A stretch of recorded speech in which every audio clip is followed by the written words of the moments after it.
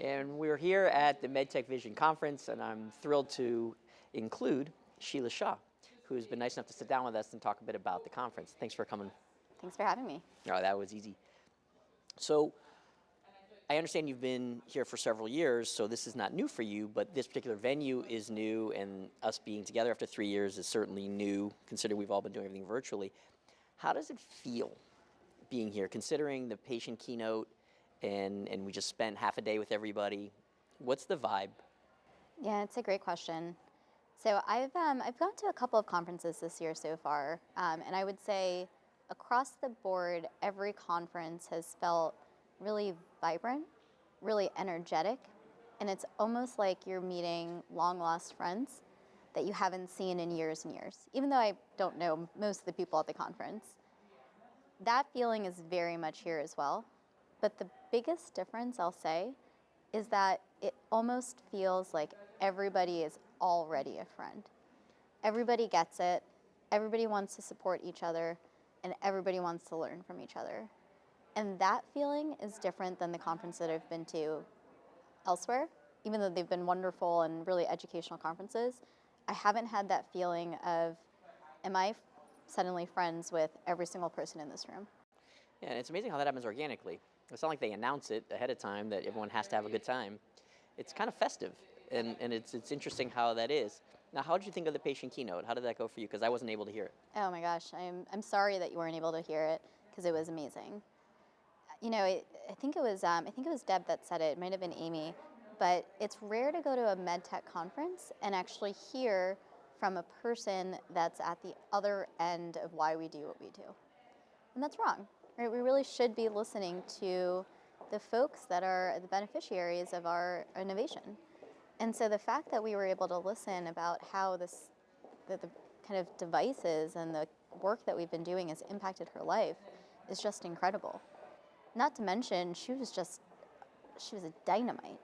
I mean, her inspiration, the fact that she was telling us to really, take our experiences and own them and not be shy of them, and not try to hide them. It was just a really inspiring moment. So you have a bit of a unique perspective in that you're at LEK, it's a consulting firm, it's not Medtronic or Boston Scientific, and yet you're here. And so I'm curious how much of what they're trying to accomplish here spills over into what you're doing at LEK and some of the things that you've seen being on the outside, somewhat looking in. Yeah, it's a great question. And so the way that I would quickly summarize what I think the purpose, or one of the purposes of this conference is to help connect and to bridge gaps and to help everyone learn from each other. And what I get to do in my job, which is why I've stayed for so long, is that I get to learn from different people's experiences and then help make connections for folks in the field and help fill gaps. And so the fact that I get to do that in my professional life every day, whether it be in the cardiovascular space, the orthopedic space, the digital health space, the oncology space, the fact that I get to do that gives me so much fulfillment. And the fact that I get to come to conferences like this and see people making connections and learning from each other and truly connecting, it just feels very full circle. Well, what's interesting about you is that this is not the only place that you do women networking groups. So if you wouldn't mind, expand a bit about some things you do at LEK, because it's great to know that it's happening everywhere. So if you could share some about that, would be great. Yeah, I really appreciate you asking me that question. So for those that don't know, I used to head our U.S. Women's Network, and now I'm part of our Global Women's Network team at LEK Consulting, which is a strategy consulting firm. And strategy consulting, professional services, there are a lack of women, for lack of a better word. I think we've gotten much better than we have been historically, but it's just an industry that doesn't, for some reason, have that many women in it at the moment.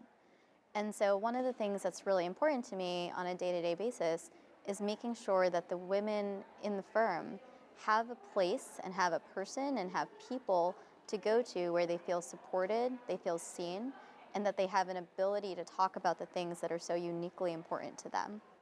And the fact that I'm able to do that at LEK says a lot about the commitment of the firm towards furthering women's initiatives and increasing the number of women that work there.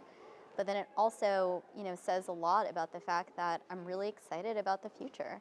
I look around the room here. There was 5 people that I kept thinking, I want to wear that outfit. That looks awesome. When's the last time I went to a conference where I was like, yeah, I want that blue suit. Yep. And the fact that I can, see people that I want to be like is what I want to create in my firm as well. I want other women at my firm to say, I want to be like that. Well, like you're doing the most important first step is you're being proactive. So many people wait for something to happen, and then when it happens, all right, I'll jump on board, as opposed to being the one who initiates it. So one of the questions that I've been noodling in my own head about this is, what happens tomorrow? When this is over, or when you go back to Chicago and you start thinking about what you're going to do with your own networking group with LEK, how do you continue this momentum? How do you build on this? Programs, ideas, assistance, partnerships. I'm curious what you think, what we can do to keep this going.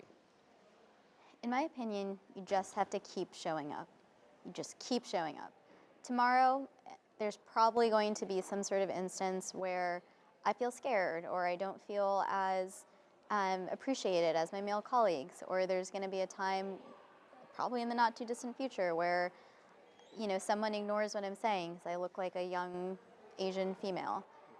And that's okay. It's the reality of the situation we're in right now, but that doesn't mean I do anything differently, and it doesn't mean that I stop showing up. And so I think Melissa, a key part of her message earlier was just do it afraid. Just do it. And for me, that really resonated. So what happens tomorrow is that I'm just going to keep doing it. I'm going to be scared. I may not want to do it all the time, but I'm just going to keep doing it. That's interesting, because that's the way I define bravery. Bravery is not the lack of fear. Bravery is doing whatever you're doing with your fear.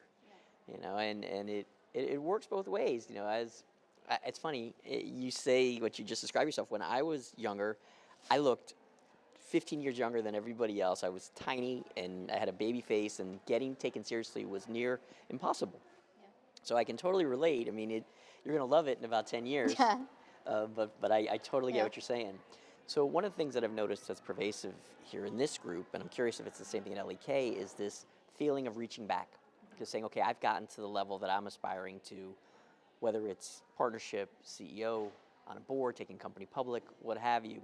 How do I reach back and help someone else get to where they are? And so I'm curious how you handle that. Yeah, it's a great question. So, as a leader, I think it's fundamentally in your job description that you have to make sure that you're helping create the future.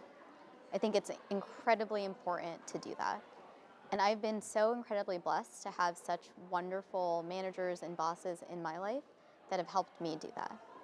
And so the way that I try to do that at LEK is try to make sure that people feel like they have a very comfortable space to talk about their experiences, their needs, how they learn, how they grow, and help them really figure out what those things are and find them the opportunities and the spaces to do that at the firm. And so, frankly, I think there's probably a lot more that I could be doing to make sure that people in my firm feel mentored and feel appreciated and feel that they have an opportunity to keep moving, whether it be at the firm or elsewhere. But I think where it starts is making them realize and giving them that, really giving them that belief that they can go anywhere they want. And that's something that I feel strongly in. Well, it's a compounding effect. By the program here, and then you're doing your program there, and then someone else here hears about this and they bring it to their company, and before you know it, it's that old when you took finance when you're in school, it compounds on itself, and then all of a sudden there's programs like this everywhere. And then it gets to the point where it's normalized. Yeah. And that's our ultimate goal, where everybody is just on the same page.